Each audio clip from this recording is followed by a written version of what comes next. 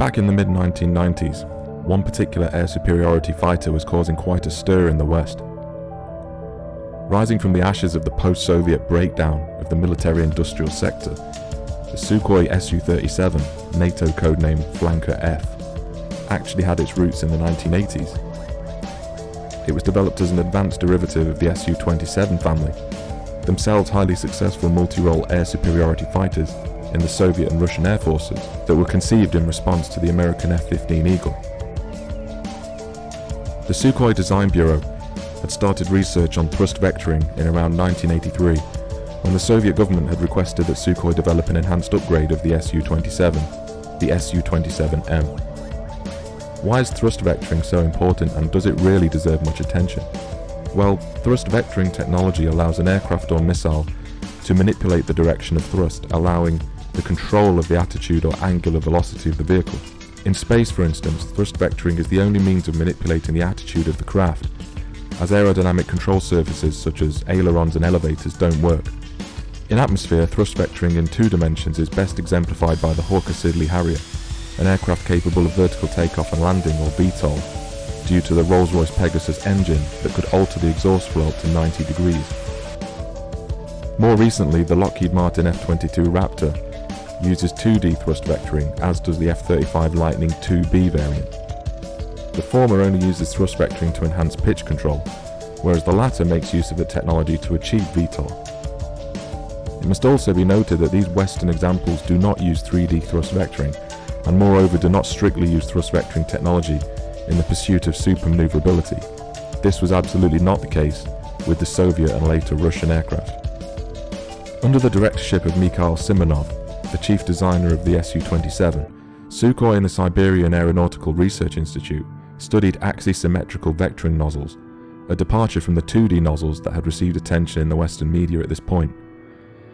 As early as the late 1980s, Sukhoi were exploring these designs and concepts using actual flying testbeds. In 1988, during test flights of the Su-27M, Sukhoi engineers discovered that pilots struggled to maintain active control of the aircraft at high angles of attack due to the ineffectiveness of flight control surfaces at low airspeed. The 11th Su-27M, factory code T10M11, was thus fitted with thrust vectoring engines. This prototype had been built by the Komsomolsk-on-Amur Aircraft Production Association in Russia's Far East and was being used as a radar testbed. Following its completion in 1995, the aircraft was delivered to the Design Bureau's experimental plant near Moscow, where the thrust vectoring engines were installed. It was originally intended that the Yulka Saturn AL-37FU engine would power the aircraft, but it was yet to be cleared for flight. Therefore, the Su-37 was fitted with the less powerful AL-31FP engine as a temporary measure, although 2 months later the intended engines were eventually fitted. At this point, the thrust vectoring nozzles could only deflect 15 degrees up or down in the pitch axis, together or differentially. Regardless, the thrust vectoring nozzles were the main distinguishing feature of the Su-37, compared to the canard-equipped Su-27M, at least on the surface. The avionics had been overhauled with a digital as opposed to analog fly-by-wire control system that was directly linked to the thrust vectoring engines. This integration, allied to the aircraft's high thrust-to-weight ratio and the engine's full authority digital engine control feature, made for an extremely maneuverable aircraft at high angles of attack and low airspeed. Its weapon control systems were also improved, including the Panther pulse Doppler phased array radar that could track 20 aerial targets and direct missiles towards 8 of them at once. By contrast, the base-level Su-27M could only track 15 and engage 6 of them simultaneously. The Su-37 retained the self-defense radar from its earlier iteration.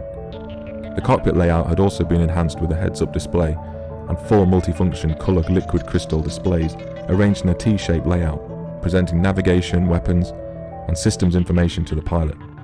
These displays possessed greater backlight protection than did the Su-27M's cathode ray tube displays. From the perspective of performance, the Su-37 had a top speed of 1600 miles per hour at high altitude and 870 miles per hour at sea level, with a range of 2100 miles at altitude and 860 miles at sea level. It had a climb rate of 230 meters per second or 45,000 feet per minute, and a maximum takeoff weight of 34,000 kilograms, and a service ceiling of 18,800 meters or 61,700 feet. In its thrust vectoring configuration, each of its Saturn AL-37FU engines could produce 19,000 pound-feet of thrust dry and 32,000 pound-feet when afterburning. Weapons-wise, the specific equipment carried by the Su-37 is unknown, as it was never tested in combat. However, we can speculate that had it entered full production at the turn of the 21st century, it would have been capable of carrying the full complement of Russian air-to-air, air-to-ground and anti-ship armament currently available to the in-service Su-35, for example.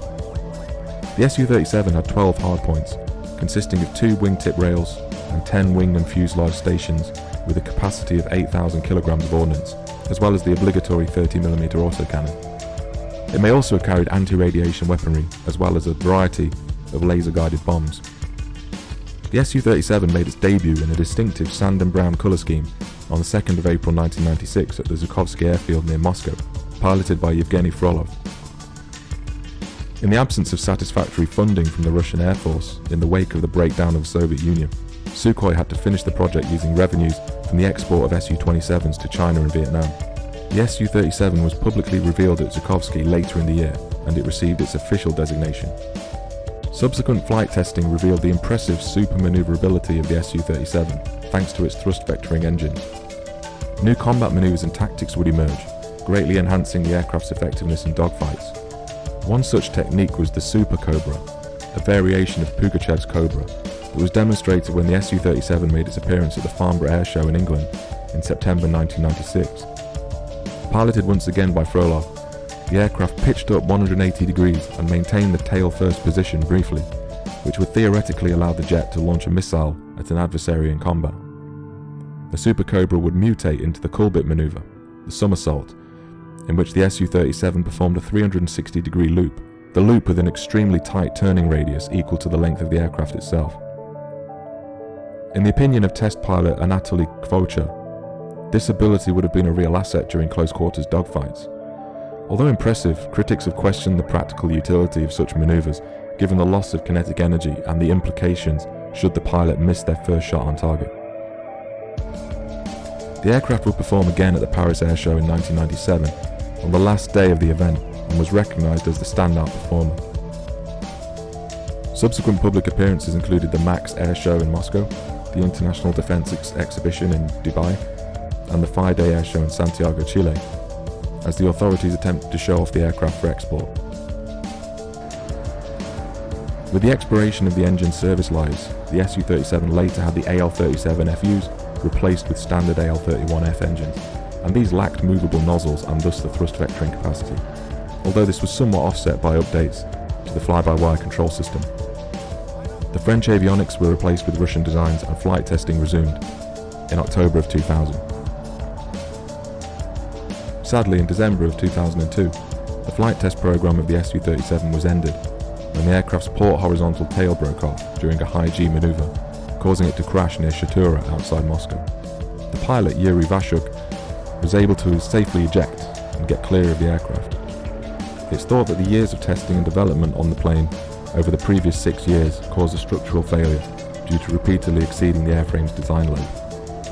Although it was claimed that a second Su-37 was built from the 12th Su-27M, this proved not to be the case, and the aircraft never entered production. Despite its entry into Brazilian and South Korean fighter tenders, no foreign customers emerged for the aircraft. Instead, the technical innovations and knowledge gained from the Su-37's development and testing were incorporated into subsequent Sukhoi designs. India, for example, funded the development of the Su-30 MKI in the mid-1990s, a two-seater jet that would include the Canard's N011M radar and thrust vectoring technology as tested on the Su-37. Engineers have since found that thrust vectoring as tested on the Su-27M and Su-37 could compensate for the removal of canards, saving weight on the airframe without sacrificing performance. The modernised Su-27M, now called the Su-35 without canards, made its first flight in 2008 and was introduced into the Russian Air Force in 2014. We will revisit this specific aircraft later on this channel. In totality, the Su-37 informed development of the Su-30SM for Russia, the Su-35 for the Russian and Chinese Air Forces, and the Su-30 MKM for Malaysia. In popular media, the Su-37 was immortalised in the 2004 video game Ace Combat 4 Shattered Skies, one of my favourite games from my childhood. as the chosen aircraft of the elite Yellow Squadron, led by the player's nemesis, Yellow 13. To sum up, I think it's safe to say that the Su-37 played a key role in informing many of the principles and design quirks that were incorporated in many subsequent iterations in the Sukhoi family.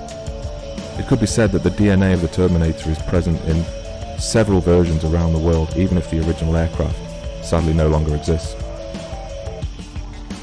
Thanks for watching. If you enjoyed this video, consider subscribing to the channel to stay up to date with future content, and I'll see you again on the next episode of Scorch the Sky.